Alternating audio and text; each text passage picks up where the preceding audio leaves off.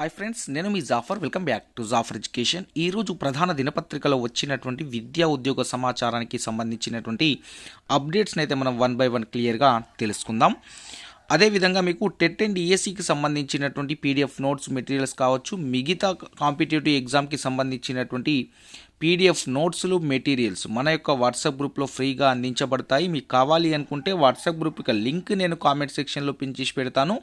అక్కడ నుండి మన యొక్క వాట్సాప్ గ్రూప్లో జాయిన్ అవ్వండి. నేను దాంట్లో వాట్సాప్ గ్రూప్లో డైలీ మన యొక్క అన్ని రకాల పీడిఎఫ్ నోట్స్లు మెటీరియల్స్ కరెంట్ అఫైర్స్ అప్డేట్స్ నేను మీకు షేర్ చేయడం అనేది జరుగుతుంది. సో మీకు ఈ యొక్క పీడిఎఫ్ నోట్స్ అనేటివి టెక్స్ట్ బుక్లో ఉన్నటువంటి వాటిని చూసి మనకు కావాల్సినటువంటి సమాచారాన్ని తీసుకొని రాసినటువంటి నోట్స్లని నేను మీతో షేర్ చేసుకోవడం అనేది జరిగింది. రైట్, ఇక్కడ చూసుకోండి మిత్రమా, మన యొక్క పీడిఎఫ్ నోట్స్ అనేటివి డిఎస్సి ఎగ్జామ్ రాసినటువంటి మిత్రుల యొక్క రెస్పాన్స్ చూసుకోండి ఒకసారి. వేలు పెట్టి తీసుకున్న బుక్స్ కోచింగ్ కన్నా మీరు ఇచ్చిన నోట్స్ మెటీరియల్స్ చాలా ఉపయోగపడ్డాయి సార్, థ్యాంక్ యూ అని నిన్న మెసేజ్ చేయడం జరిగింది. ఇంకా చాలామంది మెసేజ్ చేశారు. సో నేను ఒకటి రెండు తీసుకొని మీకు చూపించే ప్రయత్నం చేస్తున్నాను మిత్రమా. సో ఇక్కడ మేము అందించే పీడిఎఫ్ నోట్స్ మెటీరియల్స్ కూడా ఇక్కడ మీరు ఎలాంటి మనీ కానీ ఏం పే చేయాల్సిన అవసరం లేదు మిత్రమా, ఫ్రీనే అందిస్తాం. జాఫర్ ఎడ్యుకేషన్ ఛానల్ తరపున జాఫర్ ఎడ్యుకేషన్ టీం వాళ్ళు మీకు ప్రతి ఒక్క సమాచారాన్ని మన యొక్క వాట్సాప్ గ్రూప్లో అందించడము, దాంతోపాటు మనకు కావాల్సినటువంటి నోట్స్ మెటీరియల్స్ అదేవిధంగా కరెంట్ అఫైర్స్ అప్డేట్స్ ఇవి అన్నీ కూడా ఫ్రీగా అందించాలనే ఉద్దేశంతో ఆ యొక్క వాట్సాప్ గ్రూప్లని ఈ యొక్క ఛానల్ని మేము స్టార్ట్ చేయడం అనేది జరిగింది. సో ఇక్కడ ఒక విషయాన్ని గమనించినట్లయితే మనకు డిఎస్సి ఎగ్జామ్స్ అయితే కంప్లీట్గా అయిపోవడం అయితే జరిగింది మిత్రమా. సో ఇక్కడ డిఎస్సి ఎగ్జామ్ కంప్లీట్ అయ్యేంత వరకు మీకు డిఎస్సి అభ్యర్థులకు సంబంధించినటువంటి ప్రతి ఒక్క డౌట్ని కావచ్చు, సమాచారాన్ని అందించడం కావచ్చు, ప్రతిదీ మీకు ఎగ్జామ్స్ అయ్యేంత వరకు అందుబాటులో అయితే ఉండే ప్రయత్నం అయితే చేశాం మిత్రమా. చాలామంది అభ్యర్థులు మిస్టేక్ చేసుకున్న తర్వాత అప్లికేషన్లో మిస్టేక్స్ అయిన తర్వాత టెట్ హాల్ టికెట్స్లో మిస్టేక్స్ కావచ్చు, మార్క్స్లో మిస్టేక్స్ కావచ్చు, name apply for district mistakes కావచ్చు, ఇలాంటి ప్రతి దాంట్లో కూడా మేము సమాచారం అందించే ప్రయత్నం చేశాను. ప్రతి ఒక్కరి ఫోన్ కూడా దాదాపుగా అటెంప్ట్ చేసే ప్రయత్నం అయితే చేశాను. నా ఫోన్ కలవకుంటే మన Jafar education team group admin ఉన్న వారికి కూడా మీరు మాట్లాడే అవకాశం అయితే ఉండేను. సో ఇక్కడ నేను మాత్రము మన జాఫర్ ఎడ్యుకేషన్ టీం తరపున ఒకవేళ మీరు మెసేజ్ అలర్ట్ ఉన్నా మిస్డ్ కాల్ వచ్చినా నేను ఒకవేళ బిజీ ఉన్నా మళ్ళీ రిటర్న్ కాల్ చేసే ప్రయత్నం చేశాను. ఎందుకు అంటే ఖచ్చితంగా ఎవరికి ఏదో ప్రాబ్లం ఉంటుంది కదా, సో ఆ యొక్క ప్రాబ్లం మనం ఏదో ఒక సొల్యూషన్ చేయగలుగుతామేమో అనే ఉద్దేశంతో నేను రిటర్న్ కాల్ బ్యాక్ కూడా చేయడం అనేది జరిగింది చాలామందికి. ఇక్కడ చూసుకున్నట్లయితే అప్లైడ్ డిస్ట్రిక్ట్స్ చూసుకోండి, చాలామంది అప్లైడ్ డిస్ట్రిక్ట్స్ మిస్టేక్ పెడితే వారికి కూడా మేము చెప్పి ఆఫీస్కి పంపించి అక్కడ చేంజ్ చేయడం కూడా జరిగింది. సో ఒక మిత్రుడైతే అప్లైడ్ డిస్ట్రిక్ట్ రంగారెడ్డి పెట్టుకున్నారు, వాళ్ళది యాక్చువల్గా హైదరాబాద్ డిస్ట్రిక్ట్ అని లోకల్లో చెప్పారు. సో హాల్ టికెట్ ఒక 1 వీక్ బిఫోర్ ఆ యొక్క క్యాండిడేట్ యొక్క అప్లైడ్ డిస్ట్రిక్ట్ అనేది కూడా చేంజ్ చేయడం జరిగింది. సో అలా ప్రతి ఒక్కరికి మేము అంటే సమాచారాన్ని అందించే ప్రయత్నం అయితే చేశాము. సో దాదాపుగా డిఎస్సి అభ్యర్థులు అందుబాటులో ఉండే ప్రయత్నం అయితే చేశాం మిత్రమా. నేను ఆ యొక్క మీ యొక్క డౌట్స్ని కూడా రిప్లై ఇచ్చే ప్రయత్నం కూడా చేశాను. వాట్సాప్లో కావచ్చు, మీరు ఫోన్ చేసినప్పుడు అటెంప్ట్ చేయడం కావచ్చు. సో ఇలా ప్రతిదీ నేను చేసే ప్రయత్నం అయితే చేశాను మిత్రమా.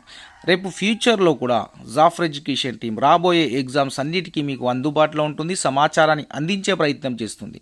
సో మాకు తెలిసినటువంటి సమాచారం చెప్పే ప్రయత్నం చేస్తాం, తెలియకుంటే తెలుసుకొని చెప్పే ప్రయత్నం చేస్తాం. మాకు తెలిసినటువంటి టీచర్స్ తోటి, తెలిసినటువంటి ప్రొఫెసర్ తోటి, అంటే మాకు ఎవరైతే తెలిసి ఉంటుందో సో వాళ్ళ దగ్గర సమాచారాన్ని తీసుకొని మీకు చెప్పే ప్రయత్నం చేస్తాం మిత్రమా. సో చాలామంది ఆ జాఫర్ ఎడ్యుకేషన్ టీంలో ఉన్నటువంటి టీచర్స్ ఎవరైతే గ్రూప్ అడ్మిన్స్ జాఫర్ ఎడ్యుకేషన్ టీంలో ఉన్న 2 మెంబర్స్ ఎవరైతే ఉన్నారో V Sai Kiran and R Upender sir, so వీరిద్దరూ ఆల్రెడీ గవర్నమెంట్ టీచర్స్, సో నేను కూడా గవర్నమెంట్ టీచర్. సో మాకు కావాల్సింది మీకు సమాచారాన్ని అందించాలనే ఉద్దేశం, మీకు ఫ్రీగా మెటీరియల్స్ పీడిఎఫ్ నోట్స్ అందించాలనేదే మా యొక్క తపన, మీకు సపోర్ట్గా ఉండాలనేది. సో అన్ఎంప్లాయీస్ ఏ విధంగా ఉంటుందో ఆ విషయం నాకు తెలుసు. మేము ఆ యొక్క సిచ్యువేషన్ని ఎదుర్కొనే ఉన్నటువంటి వ్యక్తులం. సో ఆ యొక్క ఉద్దేశంతో అక్కడ నుండి స్టార్ట్ అయింది ఇది. సో మీరు మీ యొక్క సపోర్ట్ని అందించండి మిత్రమా. మీ యొక్క లైక్ ద్వారా మీ యొక్క సపోర్ట్ని అందించే ప్రయత్నం అయితే చేయండి. మీకు అన్ని రకాలుగా మేము ఇప్పటికీ సపోర్ట్గా ఉండే ప్రయత్నం చేస్తాము. రైట్, ఇక్కడ ఇంకో విషయం, డిఎస్సి పరీక్షలు అయితే ముగిశాయి. ఇక నెక్స్ట్ మనకు రెస్పాన్స్ షీట్ వస్తాయి, మన మార్క్స్ ఏందో తెలుస్తాయి, మన కట్ ఆఫ్ ఏందో తెలుస్తుంది, అన్నీ మనకు తెలిసే అవకాశం అయితే ఉంది. దాని గురించి మీరు టెన్షన్ పడకండి, రైట్. ఇక ఇక్కడ ఒకసారి చూసుకున్నట్లయితే మనకు ఎంతమంది హాజరయ్యారనే విషయాన్ని మాత్రం తెలుసుకుందాం. ఏ సబ్జెక్ట్కి ఎంతమంది హాజరయ్యారు, రైట్. ఇక్కడ చూసుకున్నట్లయితే స్కూల్ అసిస్టెంట్కి సంబంధించినటువంటి మొత్తము 1,61,745 దరఖాస్తులు వస్తే దాంట్లో 1,37,872 మంది అభ్యర్థులు పరీక్షకు హాజరు కావడం జరిగింది. 23,873 మంది ఏమో ఆబ్సెంట్ అయ్యారు. శాతం మొత్తం 85.24%. స్కూల్ అసిస్టెంట్ అన్ని స్కూల్ అసిస్టెంట్ సబ్జెక్టులకు సంబంధించి అటెండ్ కావడం జరిగింది. ఇక ఎడ్జిటికి సంబంధించినటువంటి చూసుకున్నట్లయితే 88,005 దరఖాస్తులు వచ్చాయి. 81,053 మంది ఏమో హాజరు కావడం జరిగింది. 6,952 మంది ఆబ్సెంట్ అయ్యారు. మొత్తం 92.10% అయితే అంటే ప్రజెంట్ కావడం అయితే జరిగింది శాతం పరంగా. నెక్స్ట్ భాషా పండితులకు చూసుకున్నట్లయితే లాంగ్వేజ్ పండితులు 18,211 అప్లికేషన్లు వస్తే 16,092 మంది అటెండ్ అయ్యారు. 2,119 మంది ఏమో ఆబ్సెంట్ అయ్యారు. శాతం పరంగా 88.36% మంది అయితే అటెండ్ కావడం అయితే జరిగింది ఎగ్జామ్కి. నెక్స్ట్ ఫిజికల్ ఎడ్యుకేషన్ టీచర్కి సంబంధించి మొత్తం వచ్చినటువంటి దరఖాస్తులు 11,996. దీంట్లో 10,246 మంది ఎగ్జామ్ రాశారు. 1,750 మంది ఆబ్సెంట్ అయ్యారు. శాతం పరంగా చూసుకున్నట్లయితే 85.4%. నెక్స్ట్ మొత్తం ఇక్కడ మనకు డిఎస్సి ఎగ్జామ్కి 87.61% మంది అభ్యర్థులైతే అంటే ఓవరాల్గా పూర్తిగా మనకు 87.61% మంది అభ్యర్థులైతే హాజరు కావడం అయితే జరిగింది. సో ఇక్కడ ఎగ్జామ్స్ అయిన తర్వాత నెక్స్ట్ ప్రాసెస్ ఏంటి అంటే డిఎస్సికి సంబంధించినటువంటి ఫస్ట్ మీకు రెస్పాన్స్ షీట్స్ అనేటివి మీకు వెబ్సైట్లో స్కూల్ ఎడ్యుకేషన్ వెబ్సైట్ ఏదైతే ఉందో సో దాంట్లో మీకు ఈ యొక్క రెస్పాన్స్ షీట్స్ అనేటివి వస్తాయి. దాని ద్వారా మీకు మీ యొక్క మార్క్స్ ఎన్ని వస్తాయి అనేది మీకు ఒక క్లారిటీ వస్తుంది. వచ్చిన తర్వాత దాంట్లో ఏమన్నా మిస్టేక్స్ ఉంటే కీలో మిస్టేక్స్ ఉంటే మీరు ఆబ్జెక్షన్ చేయాలి. దానికో వారం రోజుల పాటు టైం ఇస్తారు. సో ఆ ఆబ్జెక్షన్ అనేది మనము టెక్స్ట్ బుక్లో ఉన్నటువంటి సమాచారంతో మనము ఆబ్జెక్షన్ చేయాలి. మీ యొక్క మెటీరియల్స్ కానివ్వండి గూగుల్లో ఉన్నటువంటి సమాచారంతో మనము ఆబ్జెక్షన్ చేయరాదు. సో ఏది మిస్టేక్స్ ఉన్న ప్రాథమిక కీలో ఆ రెస్పాన్స్ షీట్లో మీరు తప్పకుండా దానికి సంబంధించినటువంటి ఆన్సర్ని టెక్స్ట్ బుక్ నుండి తీసుకొని అందించే ప్రయత్నం చేయాలి. సో రెస్పాన్స్ షీట్ వచ్చిన తర్వాత ఆ యొక్క సపోర్ట్ని మేము కూడా అందిస్తాం. మన యొక్క వాట్సాప్ గ్రూప్లో షేర్ చేసే ప్రయత్నం చేద్దాం. సో తెలిసినటువంటి అభ్యర్థులకు మన యొక్క వాట్సాప్ గ్రూప్లో షేర్ చేసుకునే ప్రయత్నం కూడా అంటే అదే ఆ ఒక అవకాశం కూడా కల్పించే ప్రయత్నం చేస్తాం. గ్రూప్ అడ్మిన్ తీసేసి అందరికీ మెసేజ్ పెట్టుకునే అవకాశం కూడా కల్పించే ప్రయత్నం చేస్తాము. సో అందరూ ఖచ్చితంగా తప్పకుండా ఆ తప్పులున్న వాటికి తప్పకుండా మీరు ఆబ్జెక్షన్ చేయాలి. సో ఆబ్జెక్షన్ చేసిన తర్వాత ఫైనల్ కీ. సో ఆ ఫైనల్ కీలో కూడా ఆబ్జెక్షన్ చేసినవి చేంజ్ కాలేదు, ఖచ్చితంగా అవి తప్పు ఉన్నాయి. సో అయినా ఫైనల్ కీలో అదే వచ్చింది, అప్పుడేం చేయాలి? సో దీనికి ఫర్దర్ ప్రాసెస్ ఏంటి అంటే 2018-19 టీఆర్టీ రాసిన వారు టీఎస్పీఎస్సీ ప్రైమరీకి ఇచ్చిన తర్వాత దాంట్లో ఉన్నటువంటి మిస్టేక్స్ని మళ్ళీ క్వశ్చన్ చేస్తే ఫైనల్ కీలో కూడా కొన్ని చేంజెస్ చేసింది, కొన్ని అలాగే ఉంచింది. సో అలాగే ఉంచినటువంటి వాటిని హైకోర్టులో క్వశ్చన్ చేయడం జరిగింది అభ్యర్థులు. హైకోర్టులో క్వశ్చన్ చేసి హైకోర్టులో ఆ యొక్క క్వశ్చన్స్కి టెక్స్ట్ బుక్ యొక్క సమాచారాన్ని ఎవిడెన్స్గా చూయించి మళ్ళీ ఆ 5 క్వశ్చన్స్ యొక్క కీని మార్చడం జరిగింది ఫైనల్ కీ తర్వాత కూడా. సో ఆ విధమైన ప్రాసెస్ ఉంటుంది కీకి సంబంధించి. సో ఫైనల్ కీ వస్తే దాన్ని చేంజ్ చేయరాదు అంటారు. సో వీళ్ళు చేంజ్ చేయరాదు, తప్పకుండా ఇది రాంగ్ ఉంది, ఆ యొక్క క్వశ్చన్కి ఆన్సర్ తప్పు ఉంది, నా దగ్గర ఎవిడెన్స్ ఉంది, ఎందుకు చేంజ్ చేయలేదు? సో అలాంటప్పుడు మనకు ఉన్నటువంటి సొల్యూషన్ హైకోర్టు. సో కోర్టుకి వెళ్ళి మనం క్వశ్చన్ చేసి మనకు ఖచ్చితంగా ఉంటే తప్పకుండా చేంజ్ చేస్తారు. కోర్టు తరపున కూడా వారు మనకు సపోర్ట్గా అయితే ఉంటారు. సో ఇది దీనికి సంబంధించినటువంటి విషయం. సో దీని తర్వాత ఫలితాలు వచ్చిన తర్వాత దీని యొక్క ప్రాసెస్ ఏంటి మిత్రమా? ప్రాసెస్ ఏముంటుంది అంటే మీకు ఫస్ట్ జనరల్ ర్యాంకింగ్ ఇచ్చేస్తారు. మీ యొక్క జనరల్ ర్యాంకింగ్ మొత్తం ఆ స్టేట్ వైజ్గా మీకు జనరల్ ర్యాంకింగ్ అయితే 2018లో ఇవ్వడం జరిగింది టీఎస్పీఎస్సీ వారు. సో ఇది డిఎస్సికి సంబంధించినటువంటి సమాచారం కాబట్టి సెలెక్షన్ ప్రాసెస్ చేస్తుంది కాబట్టి ఫస్ట్ మీకు స్టేట్ వైజ్గా ఇచ్చి దాంట్లో మీ డిస్టిక్ ర్యాంక్ను కూడా మెన్షన్ చేయడం అనేది జరుగుతుంది. సో డిస్టిక్ ర్యాంక్ మెన్షన్ చేసిన తర్వాత సో దాంట్లో వచ్చినటువంటి మార్క్స్ ఆధారంగా ఒక్క పోస్ట్కి ముగ్గురిని సెలెక్ట్ చేస్తారు. దాన్ని మనం 1:3గా చెప్పుకుంటాం. రైట్, ఇక్కడ ఒక్క పోస్ట్కి ముగ్గురిని ఎలా చేస్తారు అంటే ఫర్ ఎగ్జాంపుల్ మీకు ఓపెన్లో 40 పోస్టులు ఉన్నాయి మిత్రమా. ఓపెన్లో 40 పోస్టులు ఉన్నాయి. దీంట్లో 1:3 అంటే 40కి ఒక్క పోస్టుకి 3 అంటే ఎన్నైతే 3 4 12 అంటే 120 మంది మెరిట్లో ఉన్న అభ్యర్థులను సెలెక్ట్ చేస్తారు. ఓపెన్ కేటగిరీలో ఉన్నటువంటి 40 పోస్టులకి టాప్ 120లో ఉన్నటువంటి అభ్యర్థులని ఈ యొక్క 1:3కి పిలవడం అనేది జరుగుతుంది. సో ఇక్కడ ఒక విషయాన్ని గమనించినట్లయితే మెరిట్ స్కోర్లో ఎవరు ఉంటారో మెరిట్ స్కోర్లో ఉన్నటువంటి 40 మందికి ఈ యొక్క 40 పోస్టులు రావడం అనేది జరుగుతుంది. రైట్, ఇంకా ఇక్కడ ఒక విషయాన్ని గమనించినట్లయితే మరి రిజర్వేషన్లో కూడా ఉంటాయి కదా. రైట్, రిజర్వేషన్లో కూడా 1:3గానే పిలుస్తారు. మీ రిజర్వేషన్ అయితే ఏదైతే ఉందో రిజర్వేషన్లో ఒక 4 పోస్టులు ఉంటే 4 మూల 12 మందిని పిలుస్తారు. 12 మందిని పిలిచిన తర్వాత దాంట్లో టాప్ 4లో ఉన్న అభ్యర్థులకు సర్టిఫికేట్ వెరిఫికేషన్ చేసిన తర్వాత ఆ 4గురిని సెలెక్ట్ చేయడం జరుగుతుంది. మిగతా 2కి జాబ్ అనేది ఇవ్వడం జరగదు. కాబట్టి ఇక్కడ ఎందుకు ఇంతమందిని పిలుస్తున్నారు అంటే సర్టిఫికేట్స్ అనేటివి కరెక్ట్గా ఉండే అవకాశం ఉండదు అందరి దగ్గర. సో సర్టిఫికేట్ ఎవరైతే రాంగ్ ఉంటాయో వారిని రిజెక్ట్ చేయడం అనేది జరుగుతుంది. ఫర్ ఎగ్జాంపుల్ మీకు పిలిచినటువంటి 120 మెంబర్స్ని పిలిచారు, 40 పోస్టులు ఉన్నాయి. సో ఇక్కడ చూసుకున్నట్లయితే ఈ 140 మంది ఉన్నారు. 40 మందిని సెలెక్ట్ చేయాలి. దీనిలో 120 మందిలో కొందరు ఒక 50 మంది దాకా కావచ్చు, ఒకరిద్దరి సర్టిఫికేట్స్ అనేటివి కరెక్ట్గా లేకపోవడం ద్వారా వాళ్ళని రిజెక్ట్ చేసిన దాని తర్వాత మెరిట్ ఉన్న వారికి ఈ యొక్క పోస్ట్లో సెలెక్ట్ చేయడం అనేది జరుగుతుంది. ఫర్ ఎగ్జాంపుల్ మీకు ఒక పోస్ట్ ఉంది, ముగ్గురిని సెలెక్ట్ చేశారు. ముగ్గురు యొక్క మార్క్స్ అనేటివి ఒకరి 70 ఉన్నాయి, ఒకరి 60 ఉన్నాయి, ఇంకో 69 ఉన్నాయి, ఇంకోటి 69.5 ఉంది. రైట్, ఇక్కడ 70 మార్క్స్ వచ్చినటువంటి సర్టిఫికేట్ అనేది కరెక్ట్ లేవు, అతన్ని రిజెక్ట్ చేయబడ్డారు. అప్పుడు ఎవరికి ప్రయారిటీ ఇస్తారు? 69 ఉన్న అభ్యర్థికి ప్రయారిటీ ఇస్తారు. సో 69.5 ఉన్న అభ్యర్థికి కూడా సర్టిఫికేట్ కరెక్ట్ లేకపోతే అప్పుడు 69 వచ్చినటువంటి అభ్యర్థికి ఈ జాబ్కి సెలెక్ట్ చేయడం అనేది జరుగుతుంది. ఈ విధమైనటువంటి ప్రాసెస్ ఉంటుంది. రెండో విషయం, ఇక ఇక్కడ చూసుకున్నట్లయితే సర్టిఫికేట్స్. సో సర్టిఫికేట్ విషయంలో మ్యారేజ్ అయిన అమ్మాయిలు ఎవరైతే ఉన్నారో ఉమెన్స్, వారు ఖచ్చితంగా మీ యొక్క కమ్యూనిటీ సర్టిఫికేట్ని మీ యొక్క ఫాదర్ అంటే డాటర్ ఆఫ్ ఫాదర్ ఉండే విధంగా చూసుకోండి. ఎందుకు అంటే మన యొక్క 10th మెమో ఎస్ఎస్సి మెమోలో ఉన్నటువంటి డేట్ ఆఫ్ బర్త్, ఎస్ఎస్సి మెమోలో ఉన్నటువంటి పేరు, సో దాన్ని మొత్తాన్ని ఎస్ఎస్సి మెమోనే కన్సిడర్ చేస్తారు. కాబట్టి సో మీ ఫాదర్ పేరు మీద తీసుకునే ప్రయత్నం చేయండి. రెండో విషయం ఏంటంటే నాన్ క్రిమిలియర్ సర్టిఫికేట్. ఇది ఓన్లీ బీసీ వాళ్ళకు మాత్రమే నాన్ క్రిమిలియర్ సర్టిఫికేట్ అనేది అవసరం, మిగతా కమ్యూనిటీ వాళ్ళకి అవసరం లేదు. ఓసీ వారికి, ఎస్సీ వారికి, ఎస్టీ వారికి ఈ సర్టిఫికేట్ తీసుకోవాల్సిన అవసరం అయితే ఉండదు. నెక్స్ట్ ఇంకా డిగ్రీ అండ్ బీఎడ్ చేసిన వాళ్ళకు కాన్వకేషన్ సర్టిఫికేట్. ఇక్కడైతే చూసుకున్నట్లయితే మిత్రమా 2017-18 టీఆర్టీలో 2019లో వారి యొక్క సర్టిఫికేట్ వెరిఫికేషన్ జరిగింది. అప్పుడు బీఎడ్ వారికి ప్రొవిజనల్ సర్టిఫికేట్ అడిగారు. ప్రొవిజనల్ సర్టిఫికేట్స్ ఉంటుంది కదా, మన మార్క్స్ మెమోతో పాటు ప్రొవిజనల్ సర్టిఫికేట్ కూడా మనకు ఆ డిగ్రీలో ఫైనల్ ఇయర్ అయిన తర్వాత ఇవ్వడం అనేది జరుగుతుంది, డిగ్రీ కంప్లీట్ అయిన తర్వాత. ఒకవేళ ప్రొవిజనల్ సర్టిఫికేట్ లేకపోతే కాన్వకేషన్ సర్టిఫికేట్ అనేది అడగడం అనేది జరిగింది.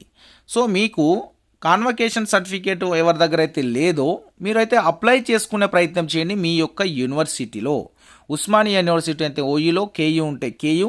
సో మీకు ఏ బోర్డులో అయితే మీరు ఏ యూనివర్సిటీ కింద మీరు డిగ్రీ అండ్ బీఎడ్ చేశారో సో దానికి సంబంధించినటువంటి యూనివర్సిటీలో కాన్వకేషన్ సర్టిఫికేట్ కోసం అప్లై అయితే చేసుకోండి. ఖచ్చితంగా అడుగుతారని చెప్పలేము, అడగలేరని కూడా చెప్పలేను. సో అప్పట్లో లేవు, సో ఇప్పట్లో మరి పెట్టే అవకాశం ఉండొచ్చు. సో గురుకులాల్లో పెట్టారు, రేపు మరి డిఎస్సి వెరిఫికేషన్ పెట్టారో అయితే ఐడియా అయితే లేదు. దాదాపుగా ఉండే అవకాశం అయితే లేదు డిఎస్సికి సంబంధించి. ఎందుకైనా మంచిది మీరు అప్లై చేసుకుని అయితే పెట్టండి, టైం ఉంది. ఒకవేళ ఈ వెరిఫికేషన్కి అడగకపోయినా మనకు ఫ్యూచర్లో కూడా కాన్వకేషన్ అనేది ఎప్పటికీ ఉండిపోతుంది. కాబట్టి సో మీకు టైం ఉంది కాబట్టి అప్లై చేసుకునే ప్రయత్నం అయితే చేయండి. ఇది మనకు కాన్వకేషన్కి సంబంధించినటువంటి మీకున్నటువంటి డౌట్స్. ఇక నెక్స్ట్ ఇక్కడ ఇంకో విషయాన్ని మనం గమనించినట్లయితే దానికంటే ముందు ఇక్కడ చూసుకున్న నెలాఖరులో డిఎస్సి ఫలితాలు ఇది ఆల్రెడీ మనం చెప్పుకున్నాము. అదేవిధంగా డిఎస్సి మరింత ఆలస్యం అయ్యే అవకాశం ఉంది. ఎస్సీ వర్గీకరణపై సుప్రీంకోర్టు తీర్పు నేపథ్యంలో సందేహాలు.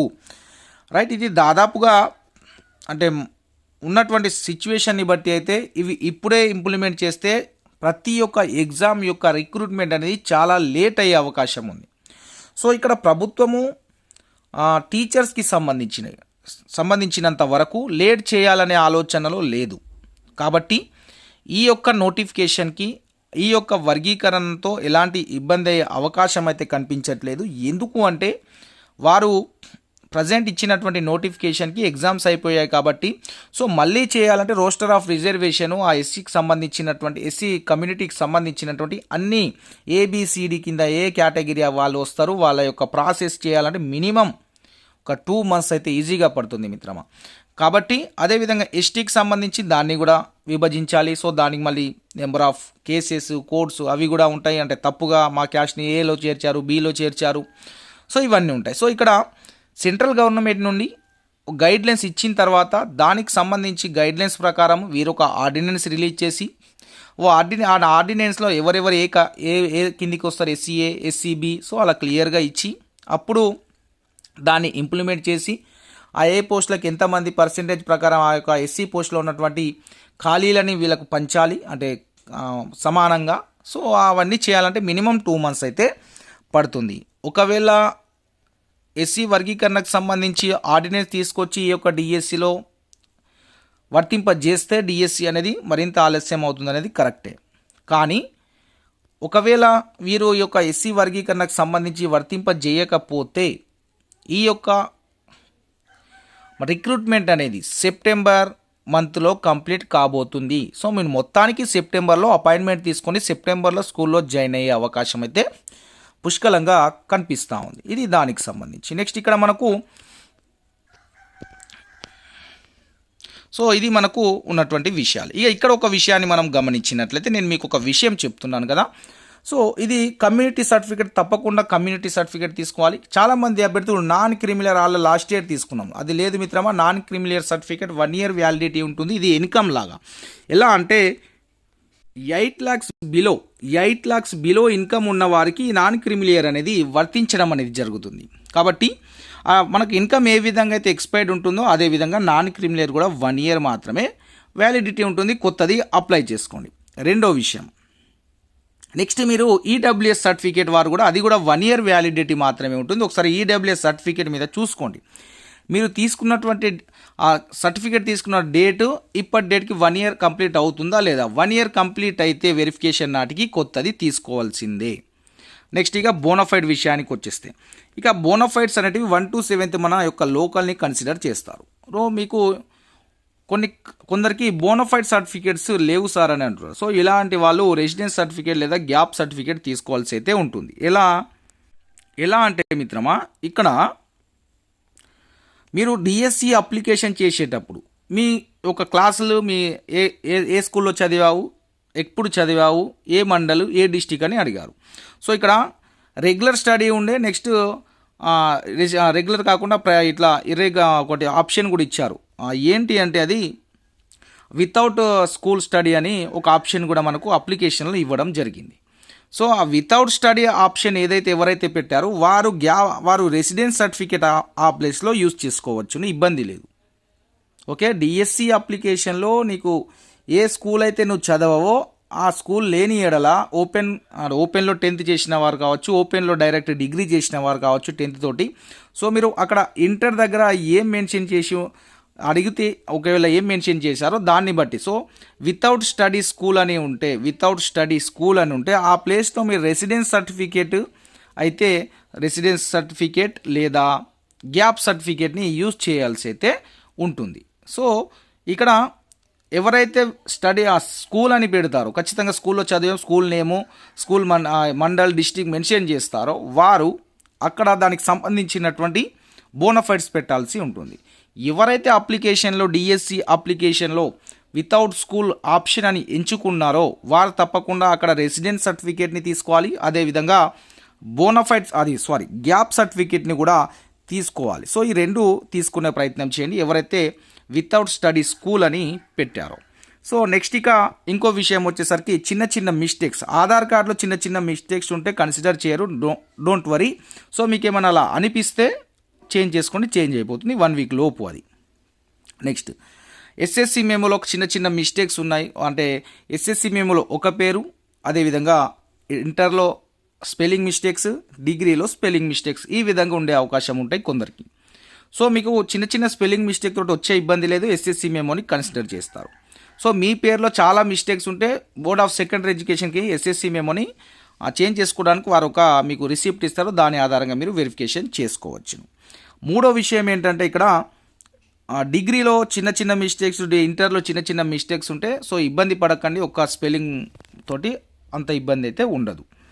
నెక్స్ట్ ఇక ఇక్కడ చూసుకున్నట్లయితే మీకు ఫాదర్ నేమ్లో చిన్న చిన్న మిస్టేక్స్ ఉన్నా పరేషాన్ అవ్వకండి, సో అంత ఇబ్బంది పడాల్సిన అవసరం లేదు. నెక్స్ట్ మీ యొక్క మదర్ నేమ్లో కూడా చిన్న చిన్న మిస్టేక్స్ ఉంటే, అంటే స్పెల్లింగ్ మిస్టేక్స్ ఉంటే టెన్షన్ పడకండి. ఒక దగ్గర డబల్ ఓ వచ్చి, ఒక దగ్గర ఓన్లీ ఒకటే ఓ రావడం, ఒక దగ్గర యూ రావడం, సో ఈ విధంగా ఉంటాయి చాలామందికి. సో ఆ చిన్న చిన్న వాటికి అంత టెన్షన్ పడాల్సిన అవసరం అయితే లేదు మిత్రమా.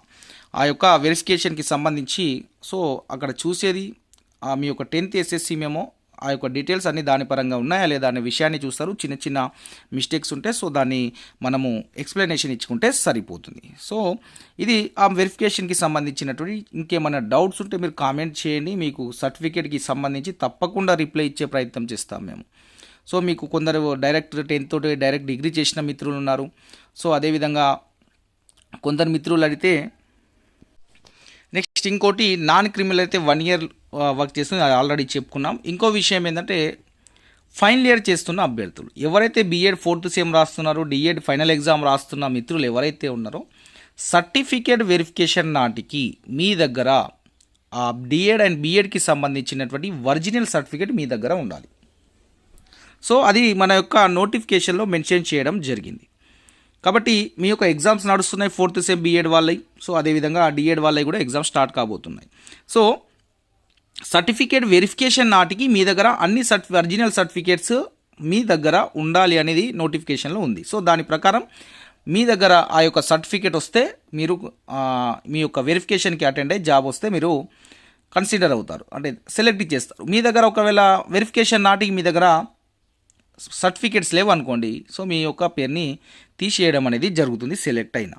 సో కాబట్టి అది ఫర్దర్ ప్రాసెస్ అనేది మీరు చూసుకునే ప్రయత్నం అయితే చేయండి. 4th సెమ్ రాసే మిత్రులు, డిఎడ్ ఫైనల్ ఇయర్ రాసే మిత్రులు, సో మీరు చూడండి మీ యొక్క సమాచారాన్ని బట్టి మీరు ఎవరైనా కలిసి మీ యొక్క రిజల్ట్ తొందర అనౌన్స్ చేపించడం కానివచ్చు, లేకుంటే వెరిఫికేషన్కి సంబంధించి ఏదైనా ఛాన్స్ ఇచ్చే అవకాశం కావాలంటే మీ యొక్క తెలిసినటువంటి మినిస్టర్స్ వాళ్ళని కలిసే ప్రయత్నం అయితే చేయండి.